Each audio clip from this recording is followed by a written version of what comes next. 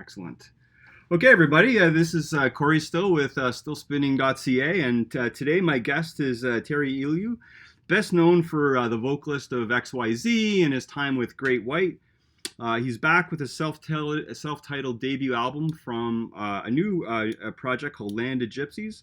Welcome, Terry, and thanks for being here. Corey, thank you so much for having me. All right, hey man, it's exciting. So your new album was released on December 10th on Frontiers Records.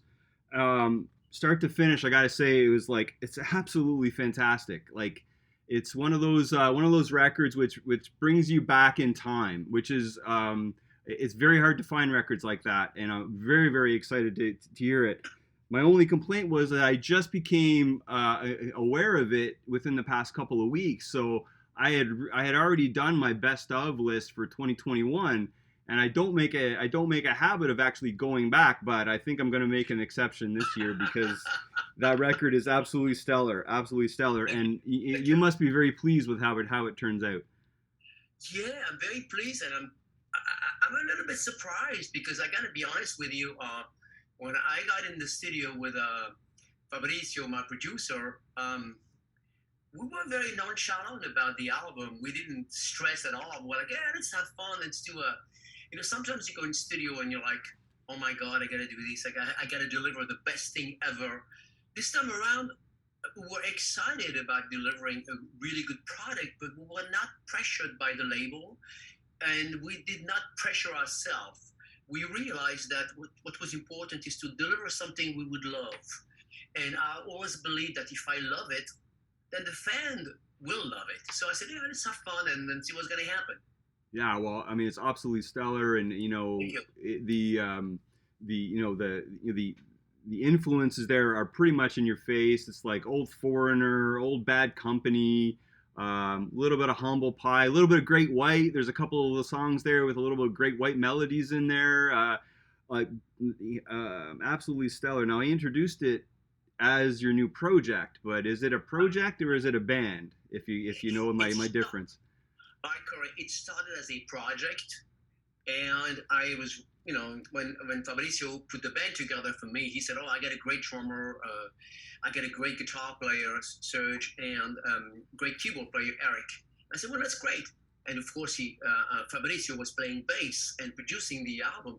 So it started as a project, and now it looks like it's going to be a band. So I'm excited about it. Yeah, that's to me as a fan of just great music. I'm really happy to hear that because I'd like to see you guys out on the road touring this album. It'd be really really nice to see that. Thank you. Like I was saying, I really really love all the songs on the album, start to finish. I literally haven't stopped listening to it till I got since I got access. But some of my favorites on the album are Believe. It has that nice like Foreigner 4 sort of era jukebox hero feeling kind of to it. Trouble, somewhere down the line, that's the one with the Great White melody at the beginning there that I could see that, and then Rescue Me, which is a track I'll touch on in a little bit, but that one was absolutely stellar and unexpected. But what are some of your favorites from the record? I would say I would agree with you. Rescue Me is my favorite song on the album, and Believe as well. And somewhere down the line, I actually wrote that song a while ago, thinking Great White. Actually, when I wrote the music and the melody, I wanted to deliver the song to the band a few years ago. Yeah. But unfortunately, that didn't happen. Yeah. But I wrote that song about 5 years ago, thinking. It would be wonderful for Great White to do the song, and that didn't happen, but I was able to do it with this particular project now. Yeah, well, hey, man, I'm glad it came to light, and yeah, I could definitely tell the Great White sort of melody there, and so it immediately came to mind. Well, thank you. Believe was my other was one of my other faves, and it has immediately sort of you knew what you were going to get with this album when that song came on because I immediately thought of that Foreigner 4, which was the very first album I ever actually bought was Foreigner 4. And so was that the kind of feel you were going for with that song? Yeah, I was going for when I wrote the song. I was going for that vibe. in fact, I changed the melody a few times. I changed the arrangement a few times, but I wanted to go for that vibe, that Foreigner 4. I'm a very big fan of Foreigner, early Foreigner. Sure. Up to number 4, I was a very, although I mean the rest was actually fantastic as well. Yeah. But I was a big fan of Foreigner 4. I love that album, and yeah, when I sometimes unconsciously you write something thinking of another song or something else, and that's what Sure. happened. I wrote that song unconsciously, thinking about that particular song or album on the Foreigner 4 album. Cool. I mean, that's actually pretty cool that I was able to pick up on that. Thank you. So we were talking about "Rescue Me" and that you had said that was probably your favorite track on the album, and this track specifically sounds amazing when you have headphones on. Thank you. You have the soft acoustic guitar, really really warm feeling, and then it sort of builds over time, till sort of like a hard rocking sort of finish, but very similar actually to the structure of say like Stairway to Heaven. So Oh my God. I call this like the Land of Gypsies Stairway to Heaven, which is way more radio friendly, coming in at about 4 minutes as opposed to whatever it is 9 minutes or whatever it Right. is 7 minutes of. But it's funny because I've heard that from other journalists telling me, "Oh, you just wrote your Stairway to Heaven," which Yeah. I mean, it's an amazing, I mean, a compliment. I by all means, I don't pretend to be to have written that type of song by all means, but it's a big compliment. But I really love the song for different reasons. The I wrote that song a while ago. At the time, I was with Great White. Believe it or not, I was at the time still with Great White, and I was thinking about writing that song. Wanted to give that song to the band. Same thing that didn't happen, of course. Mm-hmm. So the song was in my hard drive for the longest time, and then I get together with my with J.K. Northrop, who wrote the lyrics with me. I told him what I wanted to talk about because I write melody and music. Yeah. And J.K. writes lyrics for me. So I told him what I wanted to talk about. I had the idea for the chorus, "Rescue me, ma, ma, ma." And then J.K. came up with the lyrics for the song. But I told him I wanted to make it very personal, because the thing is very. It's always been very difficult for me to have a to establish some kind of relationship with the with somebody else. I mean, Okay. yeah. Woman, of course.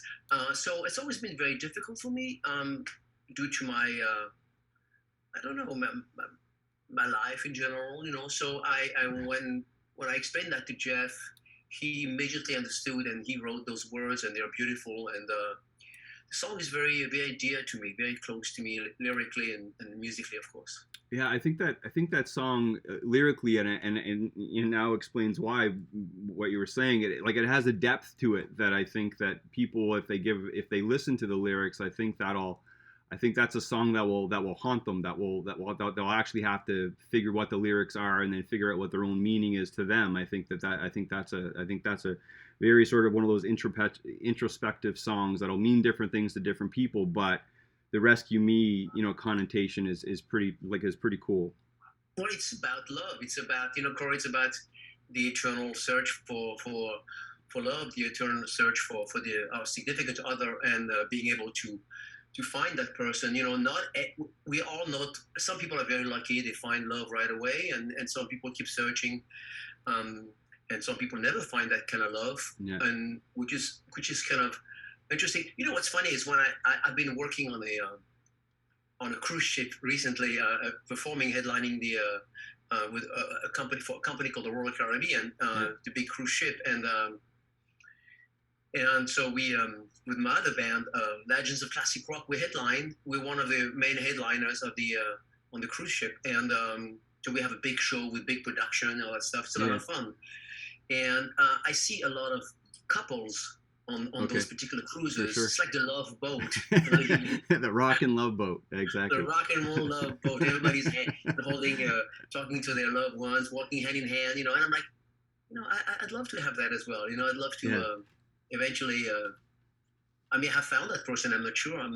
Sometimes I think I have that person in my life. I'm not quite sure. But love is very important to me. It's a big subject. A relationship with somebody else is very important to me. But I Cool. mean by somebody else, I mean of course a woman. Yeah, for sure. No, man, I got it for sure. Yeah, absolutely. Um, Now, like, we're talking about, how those songs come together, and like, how would you characterize the songwriting process for this album in general? Very easy, Corey. Basically, I got in the studio and Fabrizio, the producer, said, "What do you have as far as songs?" So I played him a bunch of tracks that I had recorded through my. I usually record everything. Right? I'll show you how something. Hold on. Yeah, Everything is right here on this particular phone. Oh, you don't see the phone. Yeah, you see the phone. Yeah. yeah, I constantly write. I'd be walking and I have an idea. I go to my room, I pick up my guitar and I write something really fast. So I have about 300 songs, 300 melodies ready to oh, go. wow.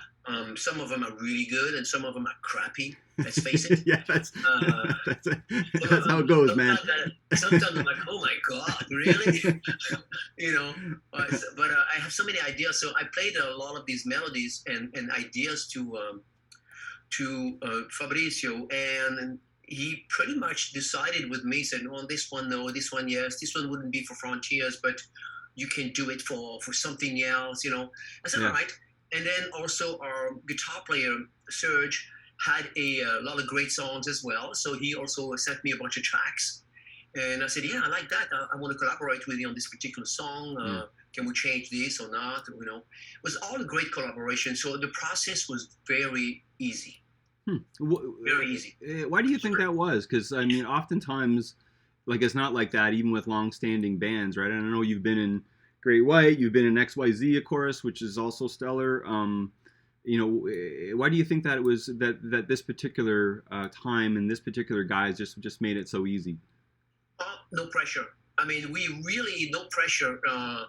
We felt like you see the background. Can you see my Yeah, yeah, background? I The can see beach. it. Yeah, It felt like I was always on vacation. When I went to the studio around 11 o'clock every day, arrived at the studio, and Fabrizio and I were drinking a little cappuccino and talking about soccer, or who's the best soccer team, the yeah, French or the Italian. We were talking food.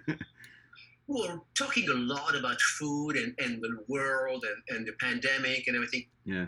We really didn't put pressure on as far as the songs. And then once in a while, he was like, "Oh, let's work." Okay, so I pick up my guitar. Say, "Oh, I have this song real fast. Okay, let's do this. Yeah, I like it. Okay, done." And then we do the song. Say, "Okay, I gotta go. I gotta pick up my kid at 3 o'clock. Okay, Okay, bye." yeah, yeah, It was really no pressure at all. And the magic was the producer. I mean, I have to give Fabrizio a lot of credit. I would come home, and then he would send me something a few hours later and said, "Well, check this out." And I'm like, "Oh my God, it sounds really good." And he says, "Oh yeah, I heard it when you played it." But I said, "Oh really? I didn't think it'd be that good." He's like, "Oh no, it's really good." Oh, that's awesome. So That's there was just like the vacation behind me, the trees and everything. cool. That was basically the way we recorded the album. Except we were, instead of being at the beach, we were just drinking cappuccino and espresso. Cool. That actually sounds like a real nice place to visit, Yes, for sure. yes. So one of these days I'll get there myself, I'm sure. Um, so Land of Gypsies, the band name. Where did the band name come from? How did Land of Gypsies come to be the name of this particular project/band? Well, it was actually Fabricio's idea. We're all from different parts of the world. My dad was from Spain. My mom's French, but she grew up in Africa. Um, um, Fabrizio is Italian. Sergio is from I don't know where, or all over the world. I know he grew up in Canada, but he was also he spent a lot of time all over the world in Australia and everything. So we're all from all. Eric is American, of course. So is AJ. So we're all from all over the world. So we're a bunch of gypsies, and I'm a gypsy at heart. I like to travel. I like to see different places. Right. Um, I'm a gypsy of the world. I don't I Cool. fit everywhere and I fit nowhere. And I'm comfortable everywhere and I'm not comfortable everywhere. Do you know what I mean? Yeah, It's yeah, like, yeah, I love this place, but I gotta go. yeah, yeah. So Fabrizio said, "Well, Land of Gypsies. It's exactly who we are. I'm like, oh yeah, I love it. It's fucking great. So That's cool. simple, again, simple thing. We didn't think much like, oh, just come up with a name. It's gonna be difficult. No, that's just fine. Love Yeah. it. Yeah, well, like it's cool. The logo is very classic, kind of looking too in retro, so that's pretty cool too. The album cover. The album cover is this gorgeous sunset overlooking like a Thank scorched you, desert kind of thing. What was the concept behind the cover of the album? Fabrizio. Oh yeah, Yeah, dude, the man is a genius. wow, The man, I mean, the man is a freaking genius, man. I mean, he's the glue behind the project. I mean, he's the glue. I mean, I brought a bunch of songs. Serge brought a bunch of songs. JK was doing the lyrics, but the true glue was Fabrizio, the producer, who would say, "Hey, Terry, don't worry, I got it." I'm like, "Okay," and he would say, "Do you think Frontiers don't like that?" I'm like, "Yeah, of course." So he would send it to him to Frontiers, and they would say, "We like it," right? I didn't really no pressure. Oh, that's awesome. That's a great environment, and definitely it definitely sounded like it fostered their creativity and like enabled you to get to what you were trying to get Yeah, to, which was that yeah, classic rock sound that you don't hear too much anymore. yeah. It's really organic in a way that we don't have like a lot of big production with lots of keys or lots of backup vocals. It's really when I had to do backup vocals, he would say, "Okay, double that line, okay, double the line, triple it." Okay, that's it. We're done, and that was it. I Oh didn't wow, want to make it like a huge '80s kind of thing. I said, yeah, nah, the '80s are gone. I mean, I still want to respect that vibe, but I was more into the '70s, Humble Pie, Badco, early Foreigner. The yeah, bands, the bands I grew up listening. I grew up listening to Badco and Humble Pie. Steve Marriott was one of my favorite singers. Joe yeah, Cocker, absolutely, all those guys. Things were organic, yeah. organic. Humble Pie, really organic kind of band. Steve Marriott was a brilliant singer, extremely underrated.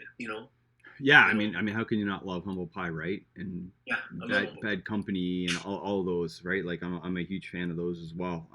And so maybe that's why that this album kind of grabbed me like few Thank do. you. So that's cool. Now, now, man, you've been doing this a long time, right? But what made you decide that hey, this is what you wanted to do with your life? You wanted to be a songwriter, musician, singer. What made you decide that was what you wanted to do? Well, I started singing when I was a kid, really young, and then I was entertaining my family.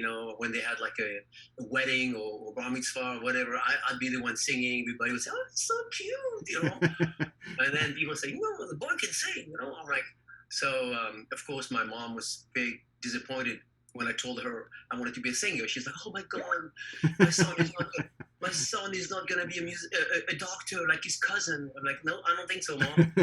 So I became a singer, and it was my calling. I never really tried to, there was nothing else for me. I mean, I could have done other things. I thought about joining the army for the longest time. Oh wow. I was into because I was doing martial arts. So I was like, oh, Mm. I want to join the army and be or the CIA or any kind of thing like that. I want to be a spy or kill a bunch of bad guys. That's Just hilarious. kidding, just kidding. But I was interested in doing that as well. I was like, that Yeah. would be so cool because a few members of my family are actually in the special forces and everything. So I Oh, was like, cool. oh yeah, I was look up to them like, oh my Yeah. god. But my calling was to sing. I started singing, playing guitar, and people were like, yeah, too bad that boy. So So what was the first guitar you ever bought, or what was the first one you ever owned? I stepped that. We went to Spain. I was 11, and he brought me a really cheap Spanish guitar that was terrible, but at the time it was wonderful, and Yeah, I yeah. thank him for that, of course. And I remember driving back from Spain, going to Paris. From Spain to Paris, it's a long drive, it's like 18 hours, and I was in the back of the car and I was playing. I never played guitar in my life before, so with a ding, ding, ding, missing one note, and my stepdad was like, "Oh my God, what 18 hours like what that." did I do? And then I didn't know the chords. I was trying to figure things out, and bing, my fingers were like all Yeah. stiff. But I wrote my very first song on the way back from Spain. To the journey from Spain to Paris was 18 hours, and I wrote my very first song that day. I remember Oh, that. oh, That's for a awesome. fact. It was terrible, of Yeah, course. yeah. Of Yeah, it was course. I was terrible. gonna say, did you ever go back and like record it? But yeah, And Lisa, yeah. I even in fact years later I recorded it just for the fun of it, and I'm like, that oh for sure. my god, terrible. That's hilarious. Yeah, but it's okay, you know. You That's have to give it a shot and see what's gonna happen, you know. yeah, for sure. Oh, that's cool. That's cool. Now, you had mentioned that you do martial arts. What discipline do you do or did you do? My first love was judo when I was 12. So I did judo for a long time, and then I went into kickboxing. I was lucky enough to work with some of the greatest, one of the greatest actually. Uh, Benny the Jet for sure, Benny Urquidez, and Rob Kamen, who was a really well-known kickboxer from the Netherlands, and Bas Rutten. I did UFC training with him. I Cool. did different things, and Excellent. Bas is still around. Bas Rutten is an amazing teacher, and of course UFC heavyweight champion. Trained with him for a long time, and and then I went into Japanese Jiu-Jitsu with Sensei Shihandai Vinceseri. I loved it. I still talk to him. Did Awesome. Krav Maga, and then I went back to judo. Oh, So awesome. because judo, as I'm getting older, I don't want to kill anybody, so I went back to the gentle art. um, what was the first concert you ever attended? Ooh, I don't remember. I have to be honest with you. My Yeah. dad took me to see some Brazilian guy, I think named Sergio Mendes. He Yeah. was a Brazilian a guitar player. So I went to see. My dad was a jazz guitarist. So I was a kid. He took me to see Sergio Mendes. I believe that's that, but I'm not sure. I think that's that. Okay. You know. Cool. Cool. All right. Well, finally. So thanks for joining. What's next for Terry? What's next for Terry? What's next for Land of Um, Gypsies? What's next for XYZ? Whatever. What's going on with you next, man?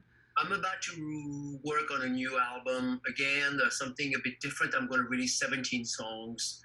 I'm going to do a Kickstarter Okay. Yeah. because I want to be able to control my things, so my music and you know what I do. So I'm going to do a Kickstarter. I'm going to release 17 to 18 songs. Some of them are written just by myself. Some of them co-written with Jake and Northrop. Some of them will be covers. Some Okay. of them will be semi country rock, you know, Okay. Right. with a wonderful guitar player that I discovered, Mark Mother. Um, I mean, a brilliant talent that I discovered. Cool. And so I'm going to be doing things with him, Mark, and doing things with Jeff Paris, my dear friend. So it's going to be a big, and also a couple of things with the Gypsy Kings, the Gypsies, Luis Villegas. We're going to do some Latin flamenco things. So I have about 17 to 18 songs that would go from the entire spectrum, Nice. from this to that, because I don't believe you have to stick to one thing. You have to please your heart. Yeah. And I want to please my heart and do. One day I want to do. In fact, I'm also going to do a. You're going to laugh, but I'm going to do a jazz song. Oh, nice. Yeah, I'm going to do a jazz song. With the quartet, just piano, strings, and the stand-up bass. Why? Why not? Yeah. Sure. Because I can. You know what I mean? Yeah, absolutely. Because I can. It's not gonna sound pure jazz, of course not, but it's gonna have some jazz influences, and I'm only doing it to please myself. Again, every day when I do something, is to please myself. I do music to please myself, and of course the fans. But I'm grateful that the fans love what I do. But I Sure. have to be honest with you, I do it for me because I'm like, we're only here for a little while, so might Yeah. as well please ourselves. For sure. Well, and you know what? You have a pretty good track record of when you make something Thank that you. you like, that there will be lots of people that like it too. So, Thank you.